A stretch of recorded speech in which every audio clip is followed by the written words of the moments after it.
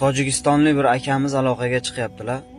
Ukajon, sizga bir gap aytsam, shu narsani video qilib olib chiqsangiz, zora sizlarni ba'zi bir o'zbek erkaklaringga Alloh insof berib qolsa, deyaptilar. O'zi O'zbekistonlik bo'lib turib, o'zbek bo'lib turib, o'zbek ayollarini ijtimoiy tarmoqlarda, jonli efirlarda har xil holatlarga solayotgan ba'zi bir xonasa erkaklar eshitish yaxshilab. O'zi Tojikistonda turib, o'zi millati tojik bo'lib turib, o'zbek ayollarini or-nomusini o'ylab, Tojikistonda bir erkak yozyapti.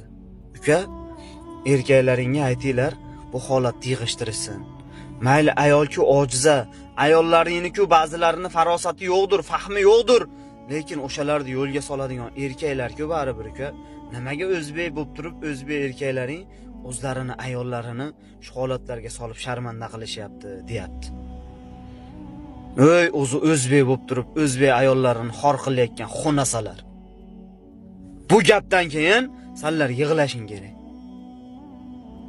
Senlar o'zingni o'ldirib yuborishing kerak. Agar senlarda or-nomus bo'lsa, vijdon bo'lsa. Boshqa davlatning erkagi o'zbek ayollariga ichi achib aloqaga chiqib yozyapti. Boshqa davlatning erkagi. Bo'lmasam unga nima? Unga nima? Qaysi davlatning erkagini ko'rishgansan o'zini millatini, ayolini senlarga o'xshab sharmanda qilganini? Hech qaysi davlatda yo'q. Bitta bizda bor. Ama o'sha ayollarni shu holatga soladigan nomussiz, orsiz, vijdonsiz, subutsiz erkaklar ham faqat bizda bor. Boshqa yoqda yo'q. Ama noming musulmon. Musulmonmisan, sen alhamdulillah deyishni bilishasan. Tiling kalimaga kelmaydi. Haromdan bo'lgan isqirtlar boshqa davlatning erkaklarini ichi achyapti biz o'zbek ayollariga. Sanlarchi sanlar.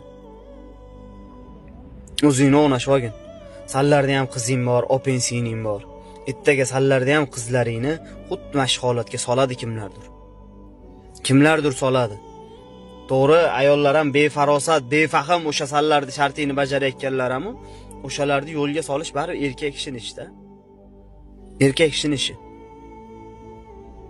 Mana shu o'zbek ayollarini TikTokga olib chiqib olib yechintirayotgan har bitta haromxo'r eshitib ol gapimni. Sanlarni ham kelajakda openi, sinini, oneni TikTokga olib chiqib, mana men shaxsan o'zim yechintiraman. Mujik bo'lsan, shu qiliqni qilayotganlar kelib mendan so'rashib ol. Men yechintiraman hammani open sinini. Qaytar dunyo bu.